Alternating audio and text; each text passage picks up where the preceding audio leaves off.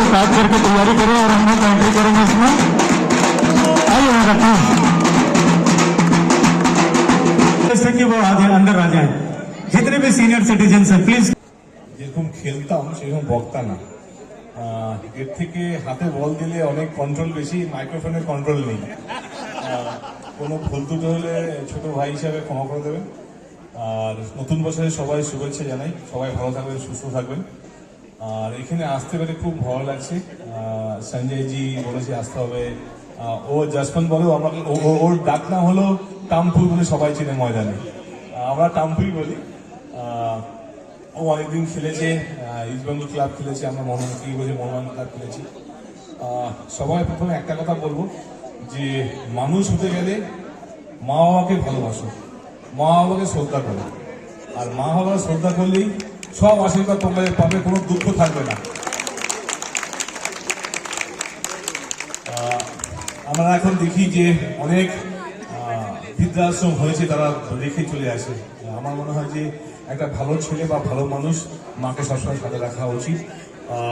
মা আমাদের ভগবান, আমরা সবসময় মন্দিরে পুজো দিই, হনুমান মন্দিরে পুজো দিই, শিব ঠাকুর পুজো দিচ্ছি, না ঠাকুর পুজো দিচ্ছি, কিন্তু আসল ভগবান আমাদের ঘরেই আছে। তাকে যদি আমরা প্রণাম করি বা সম্মান করি, এর থেকে কোনো সুখ আসবে না, দেবে এর থেকে বড় কিছু হবে না। আমি খুব মানে এই বললো যে আপনাদের দেখে আমার ফ্যামিলি মনে পড়ে যায়, কারণ আমি নর্থ বেঙ্গলে থাকতাম। আমার বাড়ি কলকাতা থেকে 800 কিলোমিটার দূরে, এন্ড অফ ওয়েস্ট বেঙ্গল। আমি ওখানে খুব ভালো ফেসিলিটি নেই দেখে আমি আমার ভাইয়ের ছেলে মেয়েকে আমি নিজে এনে এখানে পড়াশোনা করাই। আর আমি যখন খেলতাম তখন আমার অত ফ্যামিলি ভালো ছিল না, পড়াশোনা অত ভালো করতে পারতাম। সেই জায়গাটা আমার ছেলে মেয়ে, ভাই, দাদা, ছেলে মেয়েকে রেখে আমি এখানে চেষ্টা করি যে খেলাধুলা, পড়াশোনা তার দরকার, সেই জন্য এখানে রাখা। এখানে মেডিকেল ফেসিলিটি অনেক ভালো বেশি, এই জন্য চেষ্টা করি যে কলকাতায় থাকলে বেসিক্যালি যে গ্রাম থেকে যে ফেসিলিটি এখানে বেশি, এই ফেসিলিটিটা নেওয়ার। যেটা পারিনি, যে ফেসিলিটি পারিনি, যেটা কলকাতায় এসে শিখেছি, সৌরভ গাঙ্গুলি থেকে শিখেছি অনেক কিছু। যখন আমি কলকাতায় আসি সৌরভ গাঙ্গুলি থেকে শিখেছি, কেননা তখন আমার কোনো ফিটনেস ধারণা ছিল না। ফিটনেস খেলতে গেলে ফিটনেস দরকার হয়, আর ফিটনেসটা বড় ইম্পর্টেন্ট, খাওয়া দাওয়াটা ইম্পর্টেন্ট। যে ও বললো না যে 1 ঘন্টা করে দিলে তুই পড়াশোনাও করতে পারবে না, খেলাধুলাও করতে পারবে না। 1 ঘন্টা হলো যে ও ভুল বলেছে, 1 ঘন্টা দিলে পড়াশোনাও তুমি ভালো হতে পারবে না, খেলাধুলাও ভালো হতে পারবে না। মিনিমাম 6 থেকে 7 ঘন্টা পড়াশোনা দিতে হবে, 6 থেকে 7 ঘন্টা খেলাধুলা দিতে হবে, তাহলে তুমি বিকেলে যে কোনো জিনিসে তুমি ভালো জায়গায় যাবে। আমরা যদি বলি না যে আমরা পড়াশোনা করবো, খেলাধুলা করবো, না, দুটোই করতে হবে একসাথে।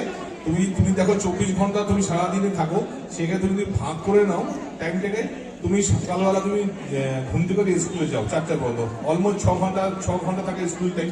তারপরে যদি আমরা 7 ঘন্টা 5 ঘন্টা যদি খেলাধুলা দিই, সেখানে ভালো।